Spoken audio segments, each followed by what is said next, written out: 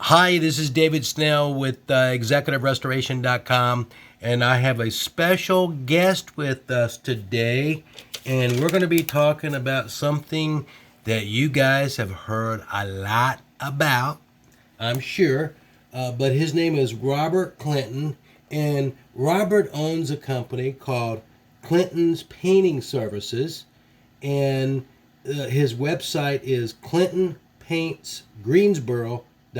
Is that correct, Robert? Yes, it is. Oh, okay. And I'm David Snell, so I've got Robert with me, and we're going to be talking about Robert. I will let you start this out, and I will ask you questions, and you talk to your heart's content. Okay? Yes, sir. We are ready. Robert, so what we're going to be talking about today is we're going to be talking about the coronavirus. And Robert's done a lot of research about the coronavirus, and he's going to talk to us today about the coronavirus. It's a very interesting subject, and it's a subject that we all need to be aware of. When we think we know everything about it, I found out in life as a business owner of 34 years, we really don't. So, every day is a learning experience, isn't it, Robert? Yes, sir, it is. So here we are. So here's Robert. Hello, everyone. I chose to speak today on the coronavirus COVID-19 outbreak because I believe there's some serious misinformation in the world. I'd like to get the correct information out to the people. We're dealing with a very, very powerful virus, a spread rate and an ability to spread unknowingly that is pretty much unprecedented in my lifetime. This virus is being carried by people that are asymptomatic. It's being carried by people with little to no symptoms. It's being carried through its period to incubate up to 14 days and being passed along without people really knowing it's being passed. The amount of measures that have been taken up until the end of February, March, they were way, way below the standard. And if we relax the ideas that have been put in place, the restrictions that have been put in place to contain coronavirus, there will be a mass loss of life for Americans and across the world. It's very important people realize that. David, do you have any questions? I do. There are a lot of people who are being cooped up in their house, and I understand they want to get out and about, Robert. And maybe we could talk about this. And my daddy always taught me. He said, son, and I don't know how you feel about this, is better safe than sorry. What do you think about Completely. staying in the home versus going out early? All right. As far as staying in the home itself goes, staying in your home is not necessary. What is necessary is to be separated from other people to prevent the spread, to use great caution and protection, mask, gloves, just great sanitation, and a great awareness. These things can curb the spread significantly.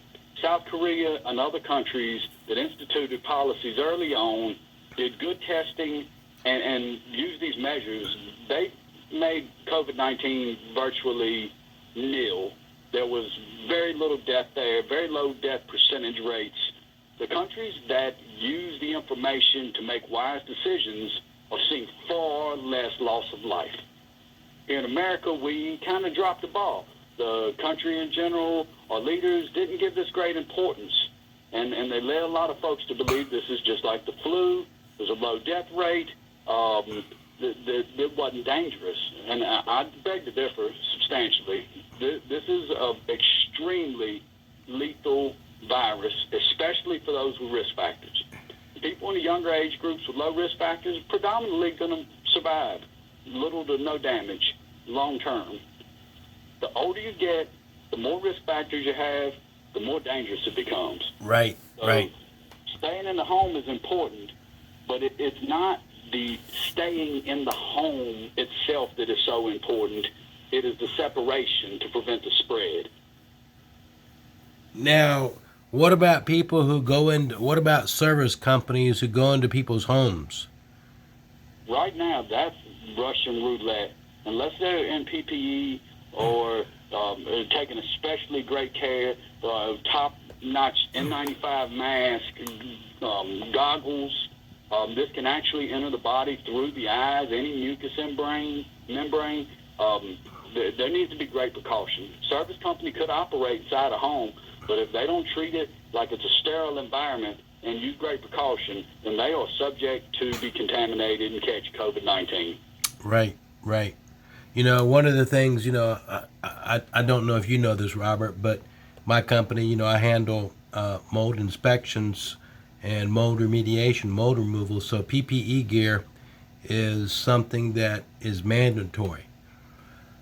I have a lot of people who've asked me, who've requested me to come out and do service right now for them. And you know what? I have just chosen to say no, not now. Let's delay this. They didn't get their problem overnight, so this problem can wait. I think that I'd rather be too safe than sorry. Good choice.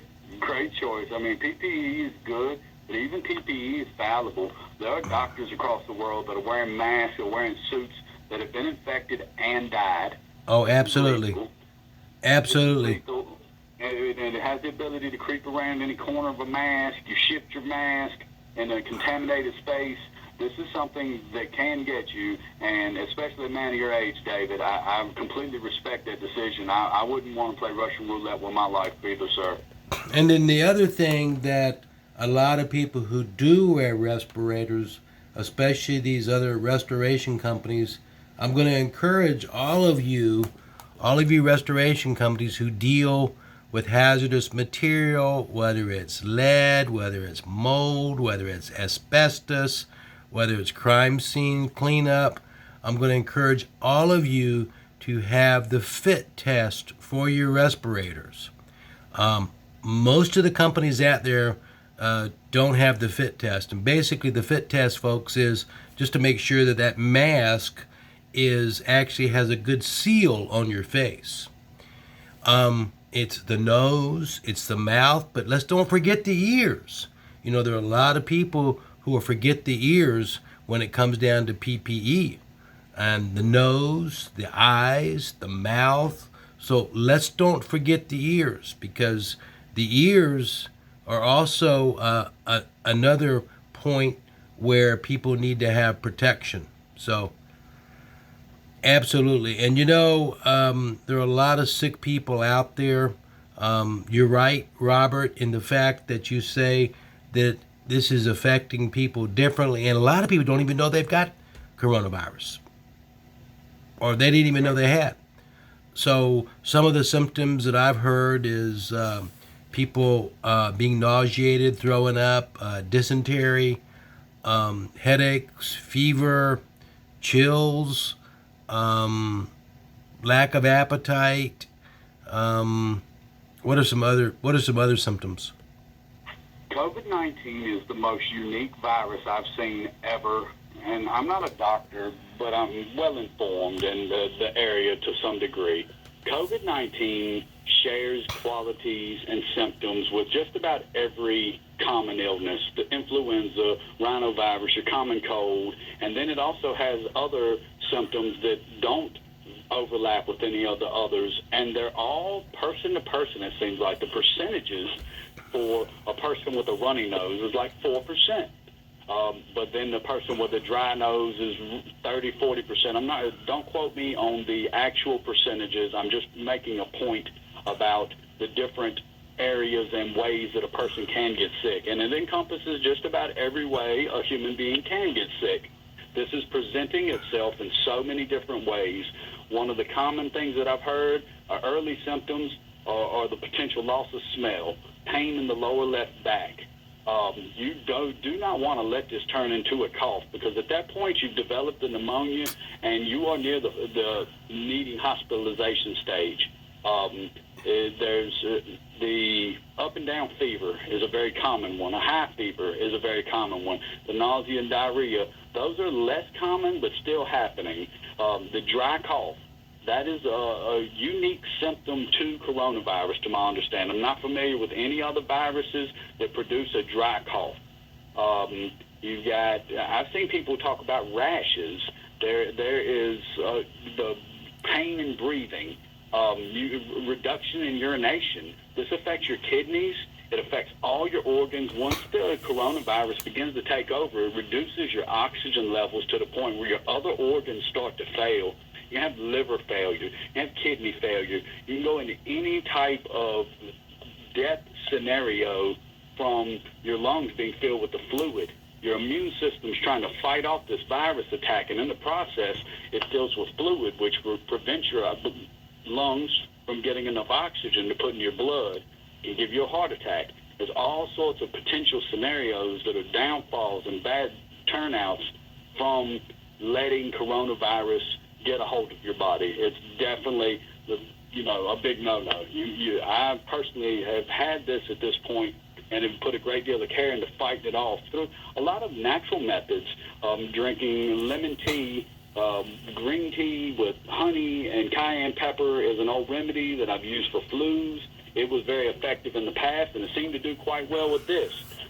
Zinc oxide is one of the treatments that I've heard doctors using frequently at the hospitals in combination with the chloroquine and vitamin C as well. And those doses are being given out above FDA standards for normal usage, but this seems to have some effect in mixed with the chloroquine and hydrochloroquine. Right.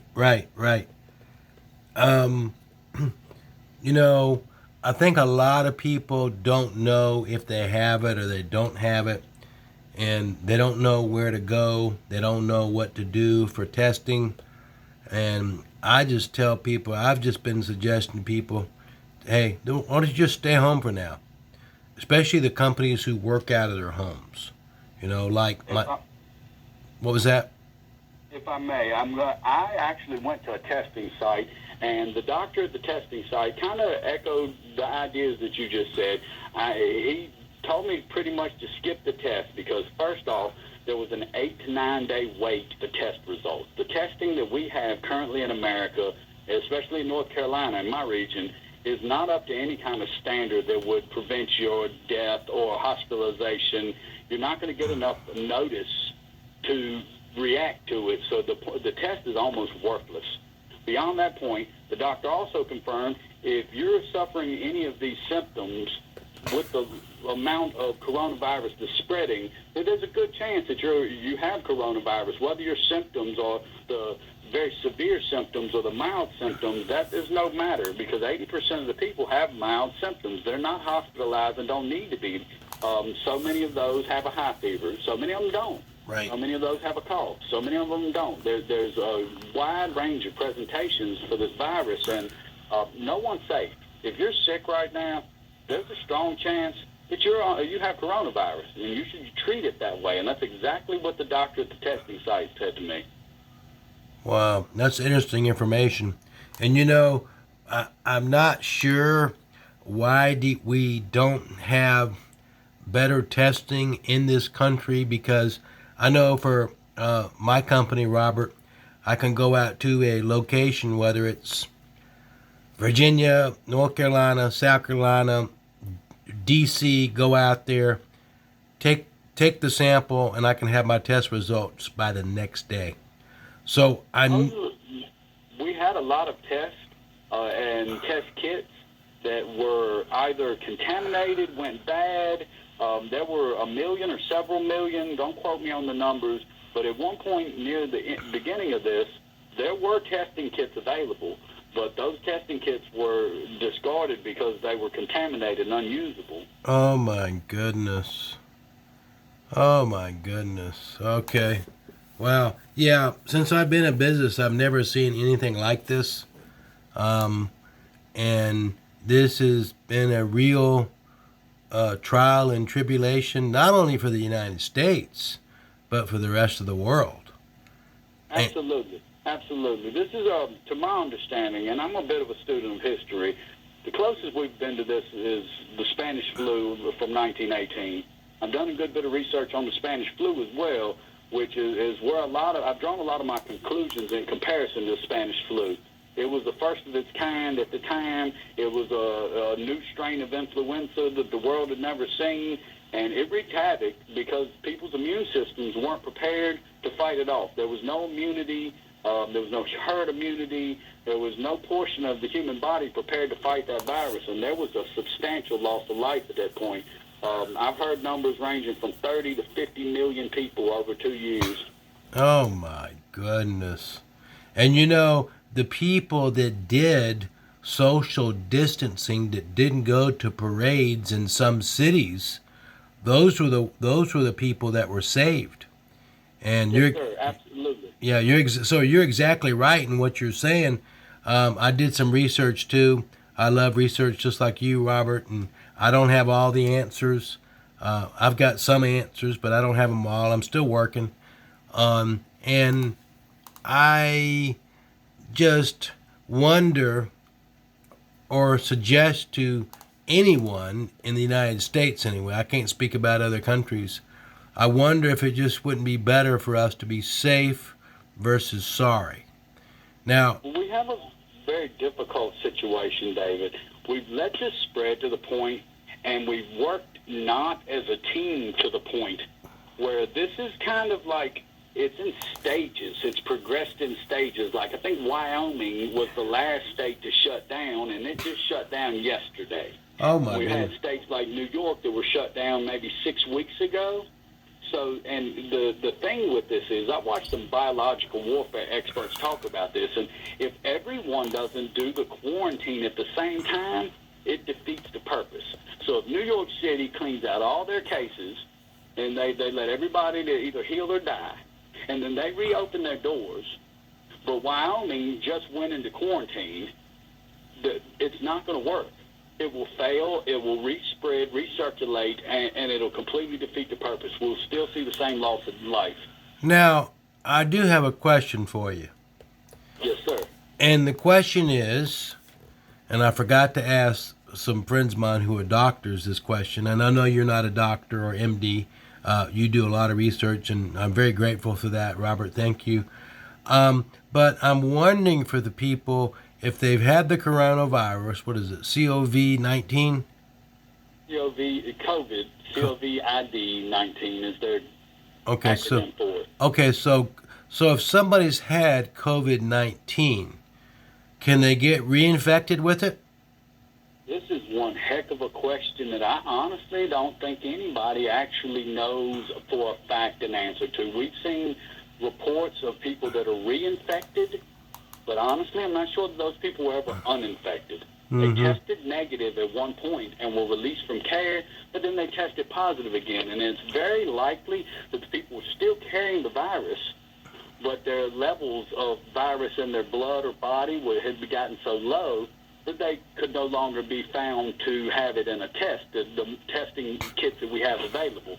But what happens is once they're released from the hospital, the person goes back home, resumes normal life. They're no longer on the medications.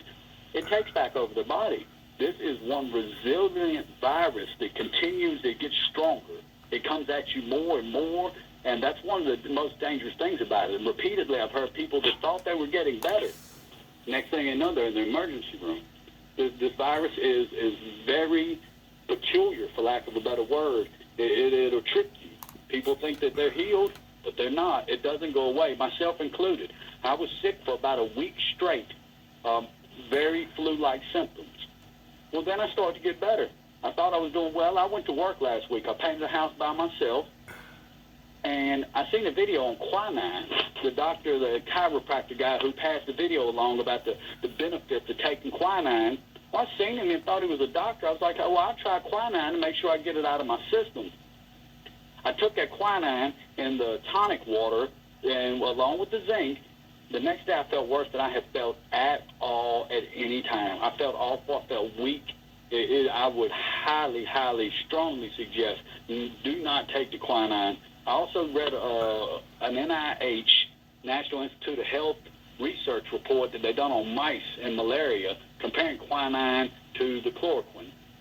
The mice that got quinine had real bad outcomes, like high death rates and very low, like very few lived, where the mice that got the chloroquine actually had a 100% survival rate. So that the guy who suggested that quinine is pretty much a quack to my understanding. I strongly suggest not taking his advice. Now, what is quinine for? Is that for malaria? Yes, sir. Quinine's a treatment. To my understanding, it's like the weaker cousin of the chemical-made chloroquine and hydrochloroquine. Those are not naturally occurring. Those are chemically made products that are designed to fight malaria, where the quinine is the bark of a quinoa tree. Mm-hmm. Don't quote me on the pronunciation. Okay. It's a naturally occurring element that they turn into a treatment which is much less potent. They give it to pregnant women and people in these countries where malaria is still a real issue. That's what the type of person that gets that. But because they're not, chloroquine and hydrochloroquine have effects on your heart. The doctor, because I asked when I went to the testing site about potentially getting a prescription of hydrochloroquine or chloroquine. He said, if you don't need those, don't take them because there's some health risk associated with that stuff. You don't want it if you don't need it. Okay. Now, when I used to, Robert, I was brought up in South Korea, Indonesia, Guam, Europe. But when we used to live in Indonesia, we used to take something for malaria, a pill for malaria once a week. That might have been quinine. It's very possible. Interesting. That's a treatment. That's a very common treatment, especially in places like the ones you're talking about. To my understanding, this is one of the methods that they're using, and they get quinine to our soldiers. And the gin and tonic, that's where it originated from. Quinine was in the tonic.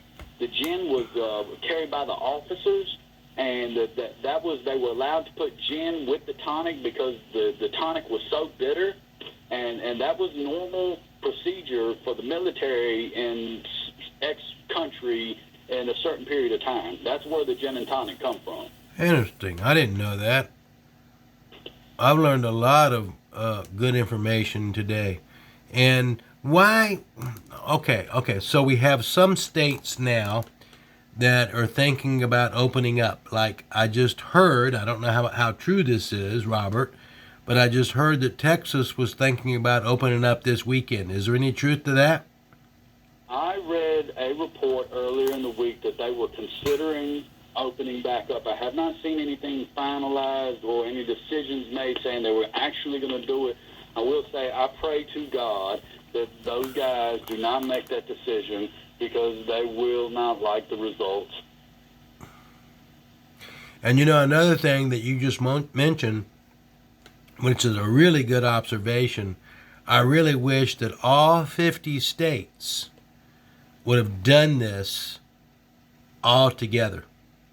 They had to, or it defeats the purpose. The two bio war experts I watched, these are top brass from the U.S. military. I don't know if they're still U.S. military, but they were in two of the top positions in the country to deal with this type of matter. And they did a 2-hour interview and discussed in detail this subject. And that was one of the ideas that they repeated over and over again, is that if it's not done at the same time, it defeats the purpose.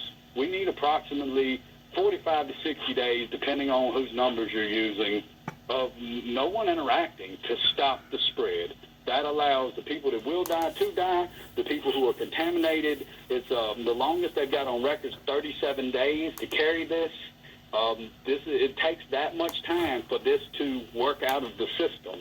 And if anybody's moving anywhere, it just resets that clock. Right.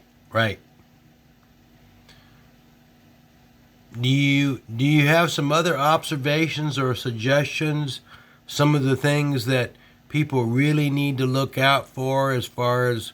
Now, what about people say, well, hey, now personally, Robert, I'm not even going shopping. I have somebody else that goes shopping for me, just because I've realized something about life. Now, I'm 59 years of age, soon to be 60 coming up this year, but I realized something about life is that your health is your wealth. Yes, sir. It's more valuable than money all day long. You Yep. get more money, you can't get more health, sir. That's right. That's exactly right, Robert. So, folks, just realize that your health is your wealth, and you can't ever get it back if you die, if you get sick, and a lot of people already know how many times I've already been humbled. Once last year and the year before with my back, and I can't even go to decompression right now because I don't. By the way, decompression is like spinal stretching, spinal exercise. But anyway, I don't even want to take the risk to even go there because I value my health too much. Good for And you, sir. You want to stay alive, and I'm glad to hear it. I do too. I do want to stay alive. And I'm still calling people. I'm still consulting with people. I'm not abandoning anybody. But just because I don't go to your house, to my viewers out there and people who are watching this to do an inspection, don't feel like I've abandoned you, or you have a water damage, or you got a serious mold concern. Don't feel like I've abandoned you, because I haven't. But I've just realized that I've got to take care of myself before I take care of others. And It's a good choice. and we can So all don't get be through. around. You take a large risk about not being around to serve additional customers if you take COVID-19 lightly at your age. The older the person gets, the greater their risk is. People over a certain age with risk factors have incredibly low survival rates. You never want to get to that ventilator. There's so many points that really, if you have any option to avoid them, you really don't want to get there. So I completely support the idea of you taking a break and not serving customers, especially at 59. You are right there at the line of where things start to get real creepy, sir. Mm-hmm. And you know what? I look at life this way. We've got one chance. We've got one chance. And if we mess up, or we make a bad choice, that could be it for us. And people say, "Well, Dave, do you know anybody who's got this coronavirus?" And I was like, I do. One is dead right now. One was a pastor of a church who went down to some kind of get together in Alabama. This was about 2 weeks ago, I think it was. And on his way back, he started feeling really weird. Well, this was a pastor who didn't take this very serious. Okay, he just said, "Oh, the media is just blowing this out of proportion," right? So, and I'm sure a lot of people can identify with that. Well, anyway, make a long story short, so he was on his way back from Alabama to Virginia. Well, he had to stop in Concord, at the hospital in Concord, because he just couldn't go anymore. He was coughing, he was sweating, fever, chills. The next morning, he was dead. Sadly, very sadly, there's a good chance that if he was a pastor and he went to a service and preached a sermon, he very possibly just infected a whole lot of people unknowingly. There's a lot of good-hearted people in this nation that love God, and to those people in specifically, you really just don't understand how contagious COVID-19 is. You must stay home. I know you love God. I know you want to worship, virtual worship.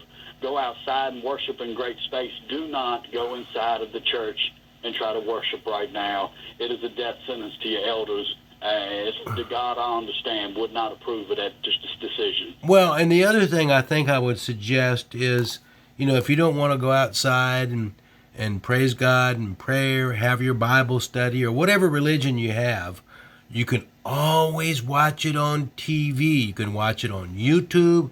You can watch it on your TV. You can listen to it on the radio. So, people, we have all kinds of choices and all kinds of options we can make. So, right now, I think a lot of people are telling us, or suggesting to us, that better to be safe than sorry.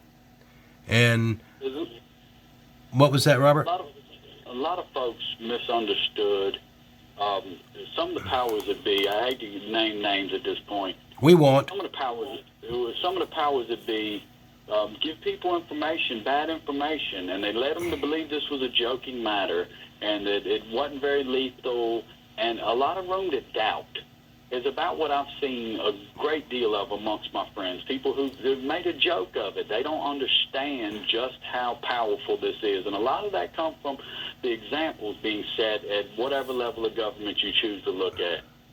Right. From that point, I'm going to say that they were wrong. They were extremely wrong, and I still, to this moment, am quite certain that they just don't grasp how wrong they are. The potential loss of life from COVID-19 left unchecked is something that America hasn't seen in 100 years. We, at minimum, now a friend of mine pointed this out, and it's something that I should share as well. There's a lot of unconfirmed cases that change the numbers, so that the confirmed cases, those numbers look just horrendous. But because the unconfirmed cases aren't accounted for, they do fluctuate and change the percentages some.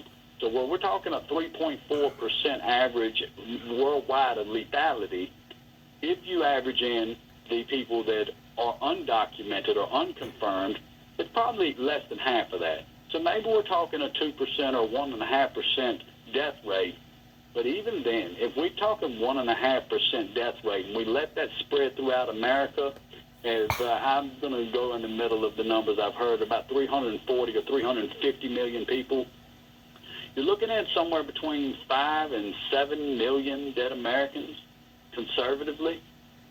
And if that's allowed to happen, the other thing that people don't realize is that this spreads so fast and people start dying so fast that the numbers go up. Because even though that they're able to keep it to 1% or 2% as it stands with good medical care, when you have a complete overwhelmed medical system and an inability to attend to all the people that get sick, those numbers go up. That's what happened in Italy, and they got up to 10%.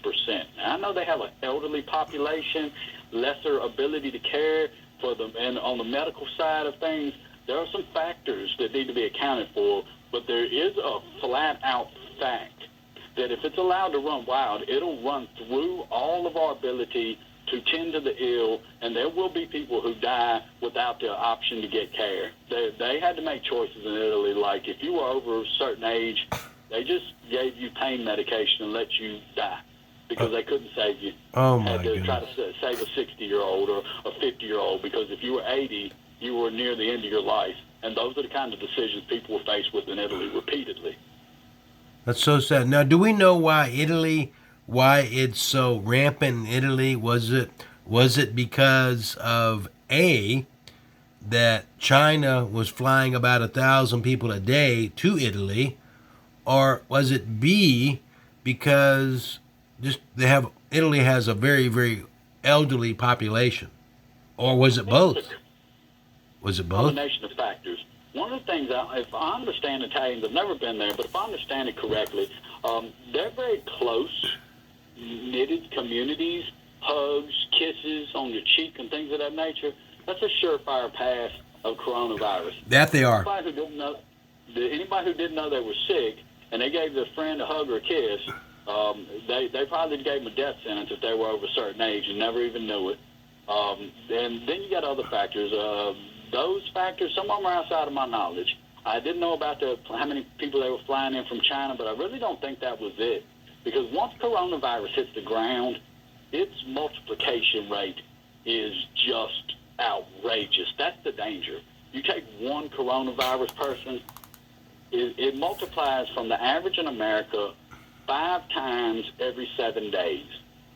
If you do the math on 5 times every 7 days, you can take a penny doubled every day for 30 days. 31 days makes 10 million.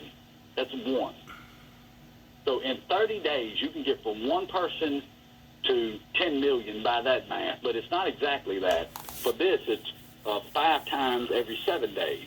But if you do the math on that, in 2 months, 3 months, every person in America has it. Anybody that, unless they're stuck out in the nether regions and never in contact with another living human being, it will take approximately 2 to 3 months for the entire country to be contaminated. And at that point, we would see loss of life so significant. It's unlike anything anybody in America's ever even thought of. Now, how many people do we have that are over 60 in the United States? Do you have any idea? I believe I heard a number of 13% of the population's elderly, but I don't know where they draw that line at. If that's retired elderly, if that's over 60 elderly, I don't know what the classification for elderly is, sir, but 13% of were elderly people in America from the number I read. So let's just look at the number here. Let's just use a low number. Just use, okay, so if the United States has anywhere from 350 million to 380 or 390 million, let's use just 1% of that. Well, my goodness, 1% of 390 million would be Close to 4 million. Oh my goodness. So folks, if we just use a small number, look at the people that could potentially die from this. And we have the opportunity now to be safe, to stay in our homes until what? That's the sad part and the scary part and the most difficult part about coronavirus. Because we failed to prepare as a nation, because of the way that we handled the situation, there's a lot of people that don't have a great choice in this matter. They don't have the food, the money, the supplies to sustain long-term in their environment. They'll die of starvation if they try to do it one way. And the other side of that is we'll have a lot of dead people if they let them out their house. Oh my goodness. It is such a catch-22 operation and very difficult. I mean, there's no right answer at this point, to be quite honest. We failed to prepare, and that's going to cost us. It's costing American lives daily, and it's going to cost more. The question is how many more. They've seemed to curb the numbers some. I've been looking at them about every day, and it's been over 30,000 for the last 3-4 days of new cases daily. Today it was only 27,000 last time I looked. Now, it was still earlier in the day. I don't know if they've caught up to the average, if they've exceeded it at this point, or if it's below it. But it looked like there were going to be slightly less cases today than there had been in the previous 3 to 4 days in a row. So there's some sign of hope there that the methods and restrictions are showing some, improvement in the situation. They're preventing it from spreading like wildfire. It's containing it. So it sounds like the United States can do a better job if we only choose to shut everything down. But we all have to do our part and shut down together, right? It's a combination effort. I don't think just shutting the nation down is the right answer. We have to use a collection of ideas, the best treatments we can get, the best protections we can get. For the people who leave the house, it has to be mandatory. You must have a mask on. You cannot leave your home without a mask. That is mandatory. If you're going to be in any public space, you have to have a mask. Today I was told in Los Angeles, now that's the law. It's a mandate there. My uncle lives in San Jose. I spoke to him this morning. It's not mandated in the San Jose area yet. But until it is mandated nationwide, that's going to be an issue. We'll continue to have spreads at grocery stores, anywhere, convenience stores, anywhere where anybody can enter. If they're not wearing a mask, it'll continue to spread. Now, if we use the best precautions available, we can really reduce the spread. Staying in the home all the time is not necessary. What is necessary is the best precautions that we can put in place, because some people have to still go out. There's still essential, the doctors, the nurses, the people who work at the food stores. There's different locations, and these folks need to be there, or else we can't make the problem worse. One smart thing that Donald Trump said is you can't make the solution worse than the problem. So if we shut everything down and people start rioting because they can't get food, then that's an awful scenario. So we really don't want that. And the other side of that, if we just let it run, then the disease itself kills up to 5-10 million people. We don't want that either. We have to use good sense. We have to put into place the best precautions, the best sanitation, the best sterilization. If we use a collective we can conquer coronavirus. South Korea done a great job. They tested early, they wore masks, they contained the areas, they traced the people who had been in contact when the numbers were still low enough to do it. We're past that point in America. We can no longer track the 500,000 contaminated people, and everywhere they've been, there's just not enough resources in America to do it. But if everybody's mandated to wear a mask when they go into a public place, they keep the 6 feet, the 8 feet, 12 feet. I've heard different numbers about how far away you actually need to be. But one thing they're not talking about is this lives in the air. When a person goes in, they sneeze, they talk loud into a public building, they put out enough particulate that the micrometer and a camera, a high-intensity resolution camera, done a scientific experiment on the droplet matter that is released from the person who's talking loud or sneezes. And a lot of it, what's over 5 micrometers, falls to the ground. The stuff that's under 5 micrometers is airborne. You know, the other thing, you brought up a really good point, Robert. And, you know, sneezing, coughing can create these droplets, but also people yawning. Like I've seen people who yawn and they just, when they yawn, they spray. You see these particles go in the air. Not everybody, but so there are a lot of things. And are you wearing, do you suggest that people wear a mask when they go out, Robert? You have to. If we are going to have a victory of keeping the most people alive that is possible from where we currently stand, masks are essential. They're absolutely essential. They must be worn every time anybody goes out in public. They must be masked. What about gloves? Gloves? That's a relative and almost a wasted effort, because unless everybody's got a box of those gloves that they can change every time they touch anything, they're better off to be barehanded with soap. Like, you're better off just to clean your hands. Now, is the hand sanitizer available in grocery stores and other places right now? I haven't been in one in maybe 2 weeks. But Okay. before this started really getting bad, I went over and stocked up. And I tell you, it wasn't any available in any of the stores I went to. It was sold out nationwide, and it's in high demand right now. If and when they do get a shipment of it at stores, it sells out quick. It's like toilet paper. These items, they seem to have some difficulties in the supply chain. They can't keep up with the demand, and if you can find it, it ain't there long. Well, let me give a helpful tip out there to anybody who's looking for hand sanitizers. I'm going to give you a couple options just to kind of help you. Number one, if you've got any alcohol, I don't condone drinking alcohol. I don't do that anymore. But if you've got any kind of vodka or any kind of alcoholic content, you can mix like vodka, especially something with a real high alcoholic content. You can mix that with aloe vera juice, with the aloe vera, the aloe vera gel, with a little bit of lemon juice, with a little bit of Dawn hand soap. I make my own now just because I can't find it out there, and so use this as a last resource. Rubbing alcohol. You're well-intentioned when you say this, David, but the research that I've read said if it's not over 70%, that it's pretty much ineffective. So unless they've got some kind of super badass vodka, excuse my language, sir, it's not going to serve the purpose of killing the coronavirus. What about rubbing alcohol at 70%? I'm not familiar with the percentages of rubbing alcohol. If it is 70%, that is right there at the threshold as I read it. Okay. So that would, I guess, make it qualify. Okay.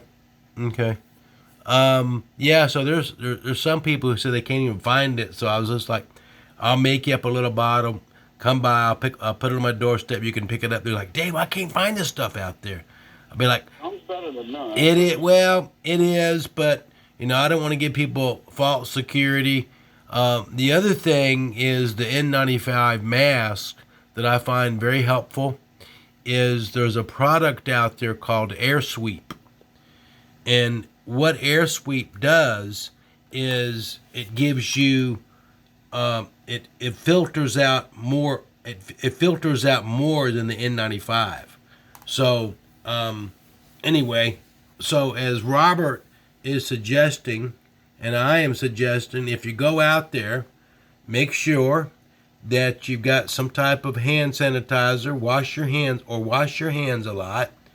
Make sure you wear an N95 mask. And Robert, have you done any research about how you can make your own mask? No, here's the truth.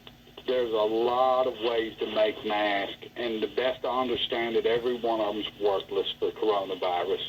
Okay. You pretty much have to have an N95. There's a few types. Maybe the surgical mask and the N95, they have a 95% virus reduction so that you really reduce the probability of transferring coronavirus.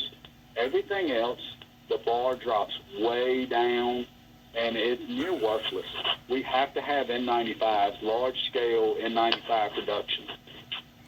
So now, social distancing, what would you say as far as that? 6 to 8 feet away from people, no kissing, no shaking hands, no touching. Me and my cousin kicked feet when we seen each other. I was wearing an N95. I was contaminated. He didn't get sick.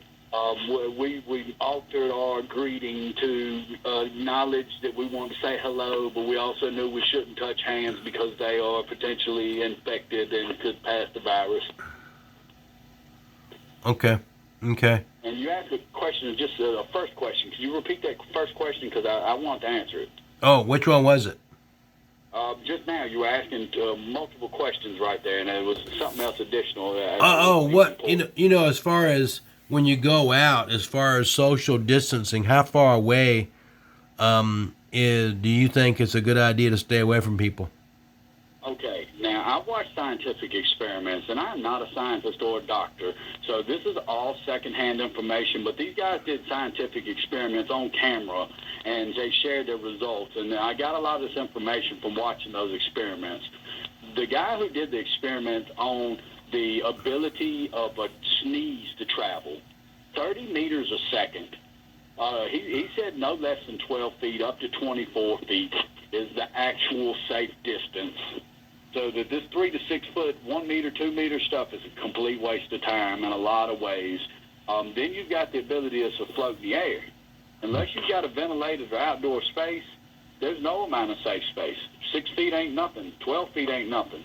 Once a person sneezed it into the air for 3 hours, anybody who walks through there is going to get it. If you don't have that mask on, even if you do, if you don't have mask and goggles on, this can potentially enter through your mucous membranes in your eye. And I don't know if the ears are also mucous membranes, but that's how serious this is. Yeah, well, the ears are connected to the sinuses. The sinuses are connected to the mouth, the nose. So, Good point. Yes, sir. I recommend that's why I recommend to people when they're handling asbestos or dealing with mold or dealing with lead, always use personal protection equipment. And people be like, "Oh, Dave, I'm strong." I'll be like, "You don't understand." They're like, "What do you mean?" It builds. And I had a best friend that died from mold. She had two homes. She had a townhome and she had a house. And she just left it. She would never touch it. I said, "You realize you got a mold issue?" She goes, "Oh, I ain't worried about it, Dave." I'd be like, "You should." And so anyway, make a long story short, she died. So people, I just don't think, Robert, that a lot of people are taking this serious. And it's just like on Facebook. I can't always tell. The only way I can typically tell is if I got someone on the phone. It's all about tone for me. Okay, it's all about tone. On Facebook, it's hard to understand. Does that make sense? It's hard to. It's hard to get a feel for. The easiest way to misunderstand someone is through text. Yep. Oftentimes, it's hard to distinguish their meaning. It is. The other side of this is that people oftentimes mask fear with laughter. They do. People make a joke. A lot of these people who are joking about this are actually scared to death and trying to keep themselves from, getting really scared with this laughter. But then there are also people, there are some like less than desirable people in America. There are a certain number of people who are spreading this on purpose. There are a certain number of people that they're not spreading it on purpose, but they take it as such a light matter that they take no precaution. They are very dangerous people in America right now. During the Spanish flu, people were made to wear masks at gunpoint. That's how serious they took it then. And I hate to admit it, but that may well be what it comes to in America, because there's a lot of people who are determined to treat this lightly. They've heard enough information to discredit the fatality rates, to discredit the ability of it to spread, and maybe they themselves aren't in danger. They're 20 years old, they're 30 years old, they don't smoke, they're healthy. Their percentages of death, chances of dying, 1 in 1,000, 1 in 5,000, some extremely low probability. The thing is that the empathy has gotten so low in America today that person that's 1 in 5,000 doesn't realize that his good friend or his grandma or his parents or any of these other people that they are exposed to, they're not nearly as lucky. Once you get up over a certain age, those numbers just go through the roof. Right. It's a danger to society today. I hate to admit it, but that's what we're dealing with here. Now, do you think that this has anything to do or is connected with 5G in any way? Okay, I initially seen some reports where they discussed the reality is that 5G is a radiation and it has the ability to mutate cells. Does it have the ability to mutate this cell the way that it's been mutated? I do not believe that at all. I've seen some pretty convincing scientific information that leads me to believe this is a man-made virus, but not via 5G. Well, I don't know how many cases that have been reported in the United States. How many cases do we have in the United States? Over 500,000. Ooh. In how long of a period? 30 days? We first, let's see, I'm thinking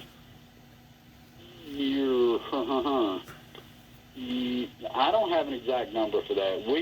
A lot of states went into lockdown at the end of March. From March 20, or when I say lockdown, stay-at-home orders.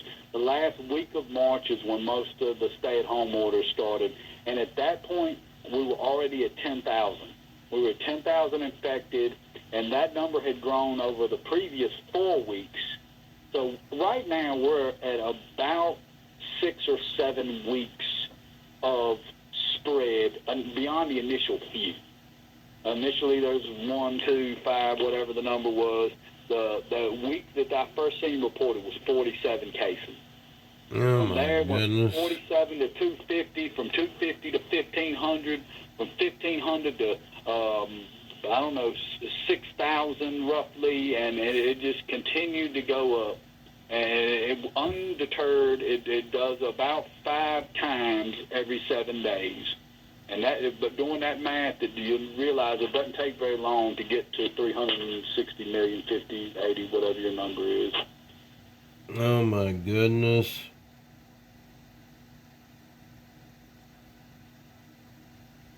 Well, those are the factors that people really don't seem to understand. That's the gravity of the situation. People see the hospitals aren't full. If you live in a rural area, if you live in somewhere other than New York City or Washington State or the places that are dealing with close quarters, super fast infection spread, the earlier places that were exposed to CV and it got to get a foothold in, if you're not one of those, it doesn't seem like you're in great danger because the numbers are still so low. The state of North Carolina, last time I looked, had roughly 4,000 cases. I don't know how many people we got, but that's not a lot. But they don't seem to understand how fast that 4,000 turns into 4 million. Oh, yeah. That's the thing that people are missing, is that 4,000, if you do 5 times 4,000, the first week we jumped up to 20,000. Second week, do it 5 more times, now we're at 100,000. Third week, now we're at 500,000. Fourth week, 2.5 million. Fifth week, the entire state. Now, are you in North Carolina? Yes, sir, I am. Okay. So, So if people are going to go out, wear some kind of face protection. That's number one. Number two, preferably an N95 mask, folks. I mean, a lot of people don't have the professional mask, like, the special respirators for mold and lead and that are basically for hazardous materials. Okay, most people don't have that. In fact, I don't know of anybody who can buy them right now. They're all sold out. I got one, but I'm a house painter, and I own a few for my own personal uses, painting homes and whatnot. But yeah, if you went and tried to get one beyond the point when this all started, they have been in short supply and very difficult to come by. Oh yes, oh yes. So this is a subject, and what we're doing is I'm going to put this on my YouTube channel, Robert, and I want you to share this to everybody. And this is great information that Robert Clinton has shared with us today, folks. And I've known, I don't know how long I've known you. How long have I known you, Robert? We've been Facebook friends for several years now. I've been checking out your networking skills, and I tell you, I'm a big fan. I'm a big fan of what you do online. You've shown me quite a few things over the years, even though I hadn't, made a big deal out of it. I was watching, David. I appreciate your information. It's okay. And for people who don't know how to go to my YouTube channel, by the way, I'm not trying to sell anything on this, but the easiest way to go to my YouTube channel is just go to my website. And my website is either executiverestoration.com or gotmoldwehavethecure.com.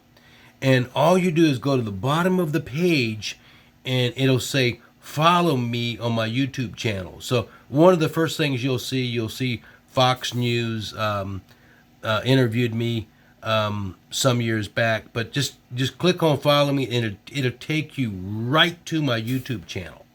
Okay, so for those of you who want to know how to get to my YouTube channel, who don't know how to get there, and who want to share this, now Robert's going to be sharing this out on Facebook, and I'm going to be sharing this out on Facebook, but anyway, don't forget the name, Robert Clinton. And Robert owns Clinton Painting Services, and his website is clintonpaintsgreensboro.com. And Robert, thank you so much for this opportunity and for your research and for your wisdom and for you taking the time to share with us today. Thank you so much. You're welcome, David. Thank you for having me on. I appreciate it. Oh, you are quite welcome.